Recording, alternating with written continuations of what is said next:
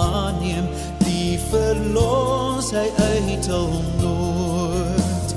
Jesus Christus, God en Heer, aan die koningskind ons Heer. Eenmaal sal hy as die regter in sy koningsmajesteit weer verskyn vanuit die hemel in volmaakte heerlikheid. Jesus Christus, God en Heer, aan die koningskind ons Heer.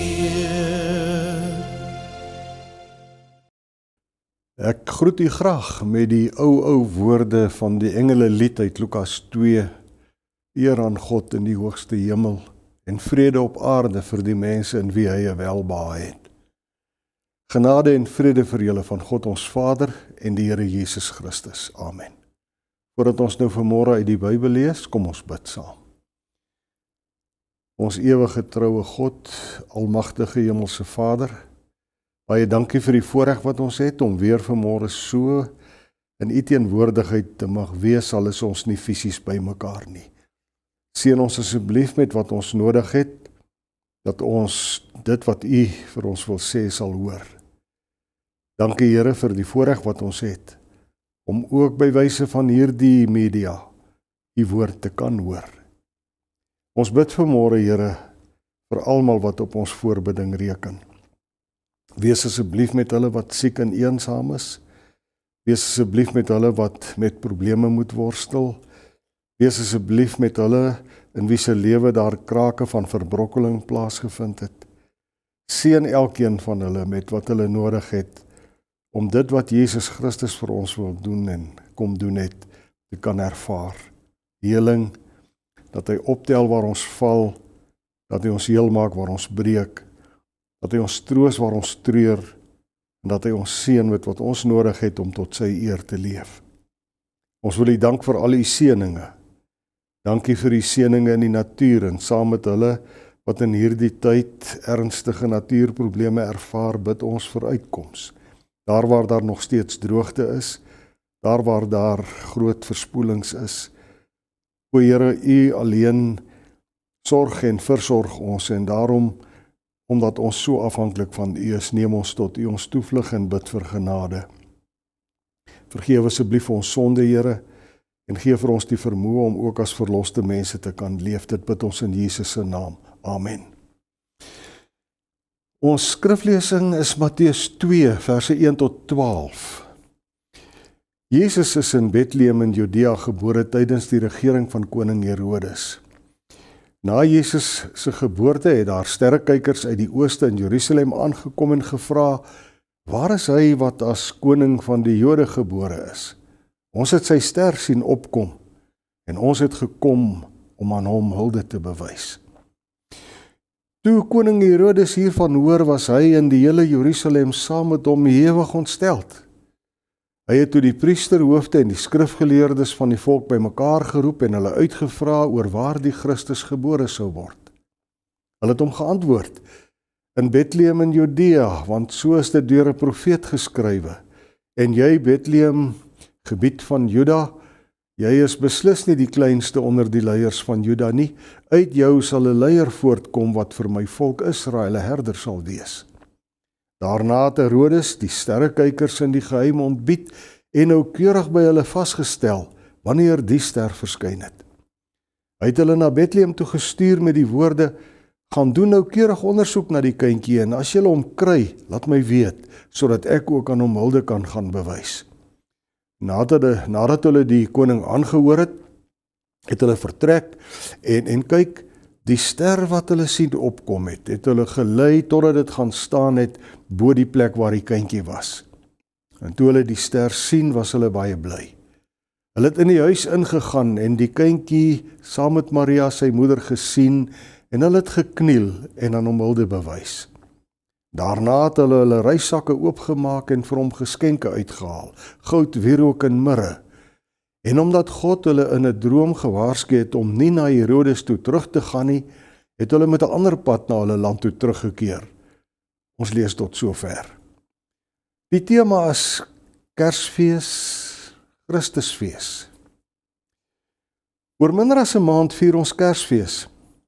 Kersfees met die bekende ster, die wyse manne of die sterrekykers uit die ooste, soos die Bybel sê, die stal, die diere, die krib en so meer. Die Kersverhaal het nou maar eenmal 'n manier om baie verskillende emosies by mense wakker te maak. Vir party is dit opgewondenheid, vreugde, en vir ander weer is dit hartseer en verlange. Hoe ook al, feit is, die Kersverhaal maak baie mense en veral kinders so opgewonde, dat 'n mens daardie opgewondenheid kan sien en kan hoor en kan voel. En nou weet ons almal dat Kersfees ook by baie mense buite die kerk gewild is. En in die Kerstyd sien en hoor 'n mens dit oral, in die kunste, en jy hoor dit in die musiek wat in die winkels en die malls gespeel word, oral, by die gelowiges en ongelowiges, hoor en sien jy, dis Kersfeestyd. En verder het daar so met die tyd rondom veral die sterrekykers, of soos ons hulle ken, die wyse manne en die ster, 'n geweldige klomp legendes ontstaan. Maar hoor nou mooi, 'n legende is 'n verhaal wat voorgee om waar te wees, maar wat nie waar is nie. En so is daar hierdie legende van die 4de wyse man. Nou onthou nou, dis 'n legende. Maar ek wil dit tog met u deel, en die rede waarom ek hierdie legende met u wil deel, sal ek later verduidelik. Nou, volgens hierdie legende was daar hierdie 4de wyse man. En hierdie 4de wyse man se naam was Artaban. En Artaban, so gaan die legende, het ook soos die ander 3 die ster gesien, en hy wou saam met die ander 3 sterrekykers, die nuwe koning, wie se geboorte die ster aangekondig het, gaan soek. Maar nou, so lui die legende, het Artaban toe nooit saam met die ander 3 wyse manne by Baba Jesus uitgekom nie. Die legende vertel, Artaban het ook geskenke vir Jesus gevat. Sy geskenke was 3 kosbare edelgesteentes, 'n robyn, 'n safier en 'n kosbare parel. Maar dan op pad om saam met die ander 3 wyse manne te vertrek, het Artaban eers gestop om 'n sterwende man te help. En dit het gemaak dat hy toe te laat was om saam met die ander 3 te vertrek. Omdat hy die karavaan kamele van die ander 3 gemis het, en hy op geen manier alleen te perd, want dit was al vervoermiddel wat hy op daai stadium gehad het, die woestyn sou kon oorsteek nie, so lui die legende, is hy gedwing om een van sy skatte te verkoop, om sy eie kamele en voorrade vir die reis deur die woestyn te kon bekostig. En so het Artaban dan sy reis begin, maar omdat hy so laat vertrek het, het hy ook te laat in Bethlehem aangekom. Maria en Josef het toe reeds Egipte toe gevlug met Jesus. Maar daar in Bethlehem het Artaban toe 'n ander kindjie se lewe gered deur nog een van sy skatte te verkoop en die geld te gebruik om vir daardie kindjie se mediese uitgawes te kon betaal. Toe hy daarmee klaar was, het Artaban self ook Egipte toe vertrek. En hy het ook baie ander vreemde lande besoek op soek na die nuwe koning, Jesus. En so op al sy reise deur die wêreld het Artaban baie barmhartigheidswerk gedoen. Hy het armes gehelp, siekes bygestaan, mense wat swaar kry probeer optel. Oral waar hy kon, het hy 'n verskil gemaak. En toe uiteindelik na 33 jaar was Artaban steeds 'n pelgrim. Hy was steeds 'n reisiger. Steeds 'n soeker na die lig en die waarheid en die lewe. En so het hy toe uiteindelik ook in Jerusalem aangekom, net betyds, om te sien hoe Jesus gekruisig word. En daar in Jerusalem het Artaban ook sy laaste skat, die kosbare parel, verkoop om 'n jong vrou wat as slavin verkoop is, los te kon koop. Maar toe tref die ongeluk die arme Artaban, so lui die legende. Toe hy so deur Jerusalem se strate loop, het 'n dakteel iewers losgekom en hom teen die kop getref. Hy het nooit daarin geslaag om by die nuwe koning uit te kom nie. Maar Artaban het in sy soeke en reise wel ongelooflik baie barmhartigheid gedoen. En dan so gaan die legende. Terwyl Artaban besig was om te sterf, het hy 'n stem gehoor wat sê, "Voorwaar ek sê vir jou, vir soveel as wat jy goed gedoen het aan die geringstes van my broers en susters, het jy dit aan my gedoen." Daardie bekende woorde van Jesus in Matteus 25 vers 40. En so kon Artaban sterf, in die kalmte en vrede wat om hom geskyn het. Sy geskenk is aanvaar en so het die 4de wyse man uiteindelik ook soos die ander 3 tog ook die nuwe koning gevind. Nou, 'n legende soos hierdie is mooi en alles. En die moontlikheid om in die prediking hierop uit te bou, veral in Kerstyd, is feitelik onbegrens. Maar die feit is, ons hoor van hierdie verhaal net mooi netjies niks in die teks wat ons vanoggend gelees het nie. In Matteus 2 vers 1 tot 12 wat ons vanoggend gelees het, en ook op geen ander plek in die Bybel, vind ons 'n enkele woord oor so 'n 4de sterrekyker nie. Trouwens, Matteus 2 vers 1 tot 12 sê selfs nie eers dat daar 3 sterrekykers was nie. Hierdie afleiding is so met verloop van tyd gemaak op grond van die 3 geskenke, goud, wierook en mirre. Maar nêrens lees ons uitdruklik dat daar 3 sterrekykers of wyse manne was nie. Op grond van Psalm 72 vers 10 en Jesaja 60 vers 1 tot 6, het sommige eksegete die sterrekykers ook tot die status van konings verhef. Hulle het selfs ook name gekry. Kasper die jongeling, Melchior die gryse, Beltasar die man, en later ook ouderdomme, 20, 40 en 60. Ook hulle geskenke het bepaalde betekenis gekry. Goud, so het sommige gesê, is die gawe om die evangelie te kan verkondig. En wierook is die krag om te kan bid, en mirre is ernstige berou en boetedoening. En so ook die ster. Allerlei verklarings is al vir die ster gegee. Geleerdes het probeer uitwerk waar die ster se oorsprong lê en wat die ster sou beteken. Party meen die ster was 'n eenmalige verskyning, ander weer meen dat dit dalk 'n verskietende ster of 'n komeet of so iets was. En nog ander weer meen dit was 'n bepaalde konstellasie van sterre wat so teen 7 voor Christus verskyn het.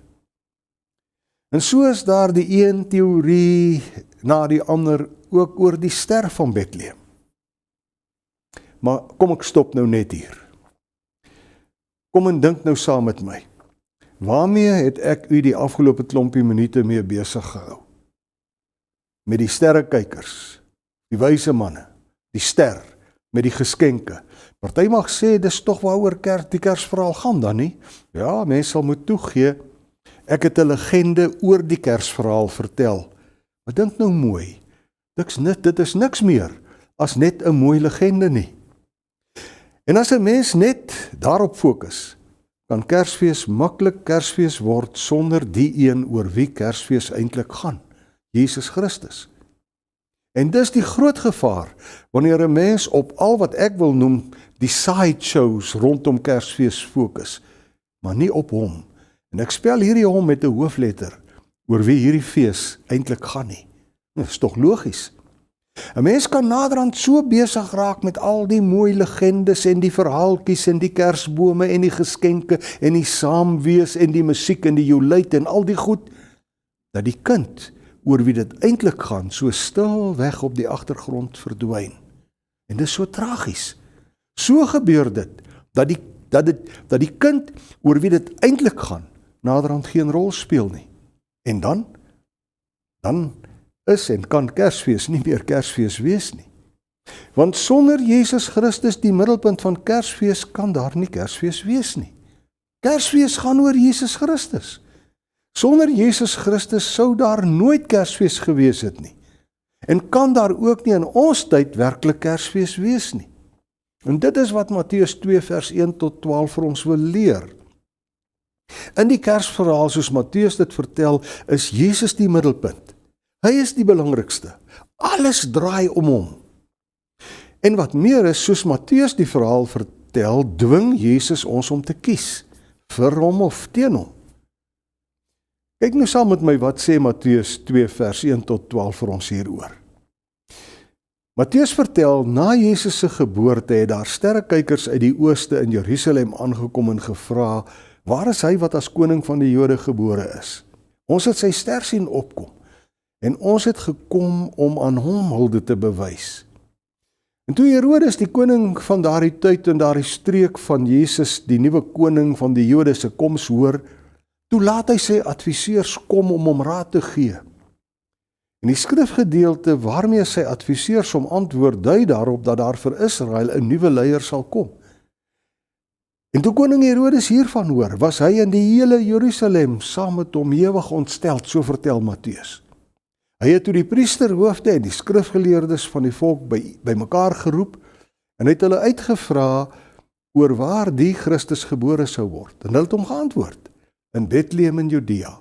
Want so is dit deur die profeet geskrywe, en jy Bethlehem, gebied van Juda, jy is beslis nie die kleinste onder die leiers van Juda nie.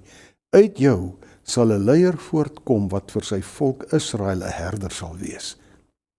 En dan, so vertel Matteus, laat Herodes die sterrekykers kom om te hoor van die ster. Daarna het Herodes die sterrekykers in die geheim ontbied en noukeurig by hulle vasgestel wanneer die ster verskyn het. Hy het hulle na Bethlehem toe gestuur met die woorde, gaan doen noukeurig ondersoek na die kindjie en as jy hom kry, laat my weet sodat ek ook aan hom hulde kan gaan bewys. En nou weet ons mos, Herodes het gelieg. Hy het hulle net gestuur om Jesus te vind sodat hy Jesus kon laat doodmaak. Dis hoekom hulle moes terugkom om aan hom verslag te doen. En toe die sterrekykers by Jesus kom, onthou jy, so vertel Matteus, het God 'n engel gestuur om hulle te waarsku om nie weer na Herodes terug te gaan nie. Maar, en dis belangrik, soos Matteus hierdie geskiedenis vertel, kan 'n mens een ding duidelik sien. Jy kan dit nie mis nie. Alles in Matteus se vertelling draai om Jesus. Dis Jesus die kindjie in die krib wat alles laat gebeur. Hy laat mense kom en gaan. Hy laat mense beplan. Hy staan in die middelpunt. Al die ander figure, Herodes, die sterrekykers, die skrifgeleerdes, die priesterhoofde, die ster, is net daar omdat Jesus daar is. En verder as 'n mens Matteus 2 lees, dan sien jy, Jesus se teenwoordigheid roep elkeen van hulle op om te kies. Of jy's vir hom en vereer hom soos die sterrekykers, of jy steun hom soos Herodes. Jy sien, Matteus sê vir ons, jy kan nie neutraal teenoor Jesus staan nie. Wanneer iemand met Jesus Christus te doen kry, is dit net of ja of nee. Jy is vir hom of jy steun hom.